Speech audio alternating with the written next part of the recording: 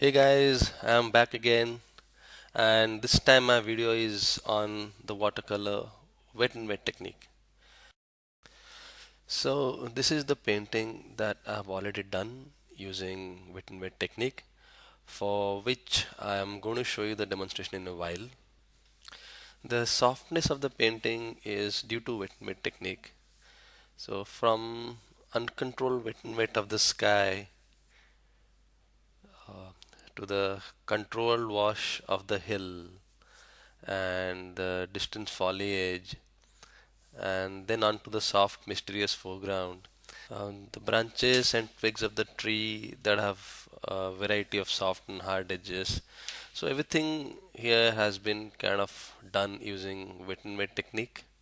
So everything from top to bottom and from left to right in this painting has been done using wet and wet, except probably the fence and the figures.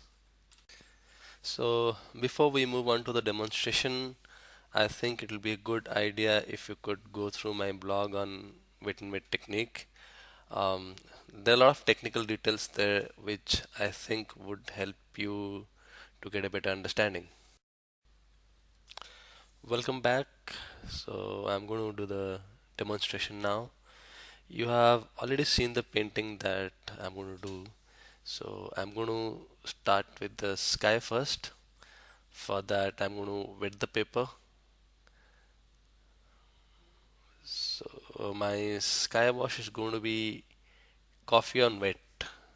That will give me a very soft sky.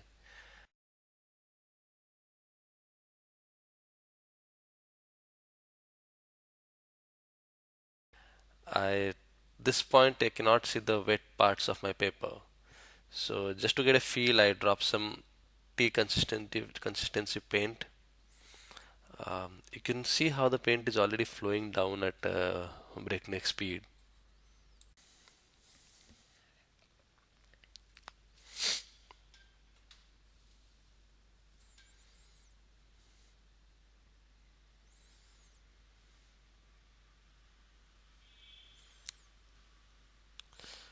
Um, what I'm trying to do now is trying to mix up some bluish gray paint for the distance clouds. I'll keep mixing the color till I get the consistency right. I need a coffee mix for the clouds, and I'll just keep checking the paint mix till it's like coffee.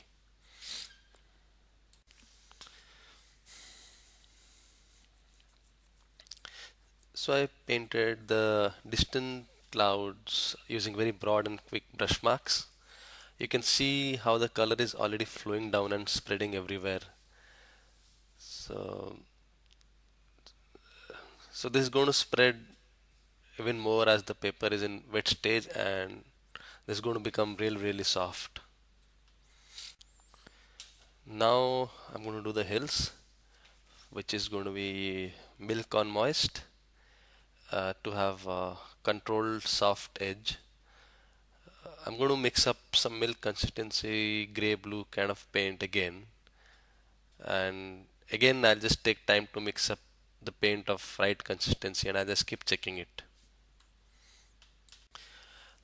What I'm trying to do now is to judge the wetness of the paper by touching it and making kind of finger marks on the paper. I'm checking how fast my finger marks are disappearing from the paper. That gives me an indication of whether my paper has come to a moist stage or not. As you can see for the hills, again I'm just putting very broad and bold strokes. And this is milk on moist, so I'm expecting to have controlled soft edges as a result.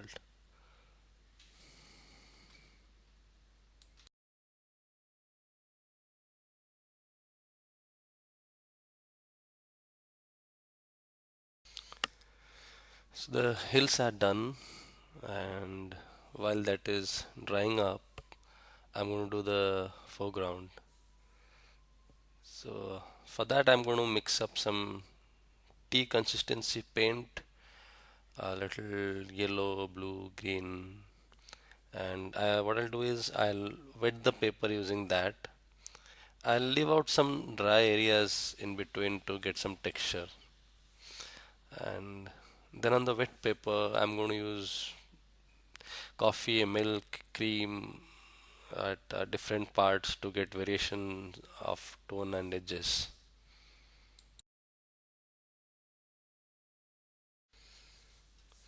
You can see how I think this milk paint is moving on the wet paper. Some of it is kind of flowing down, and for the closest part of the foreground, I'm going to go really dark with some cream mixture, and that's going to give me some depth in the painting. But everything in the foreground is very soft. There are no hard edges at all. Before I put on the distant trees on the foothills of the hill, I'll just remove of the excess water that has collected using a damp brush. And for the distant trees, I'm going to use cream mixture again, and it's going to be applied on moist paper.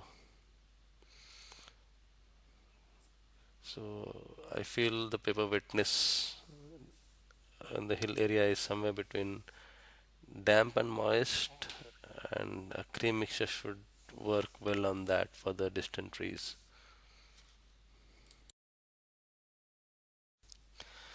Notice how the paint is actually spreading.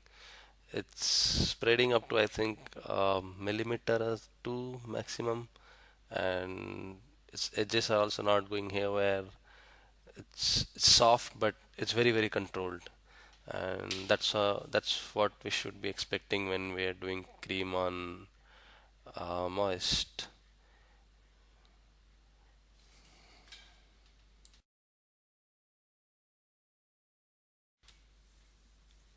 So now what I'm doing is actually pulling the paint down using clear water in the brush, and once again to get soft edge. So for the water, I'm just adding a little bit of blue color, just a hint, and now I'm using the same cream mixture on wet to do the reflections. See how the effect is different from when the same cream mixture was used on moist paper. So on wet it is much softer, and it will also be lower in tone. For the foreground tree, I'm planning to get a variety of edges from say broken edge to a soft edge and different kind of edges. For that, I'll just wet the paper partially using a spray, and then use a full bodied paint somewhere between butter and cream to paint the tree.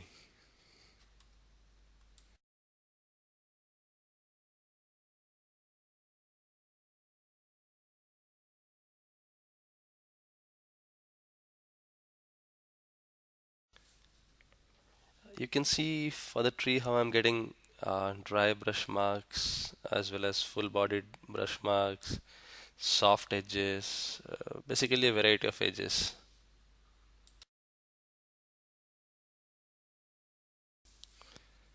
So this demonstration video was about watercolor wet and wet technique, and you saw that this painting has been done using wet and wet technique completely.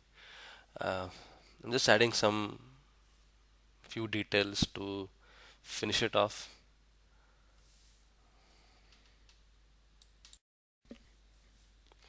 Okay, so here is the final painting which was done using wet and wet technique.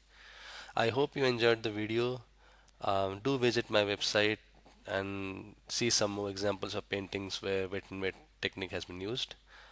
And thanks again and have a good day.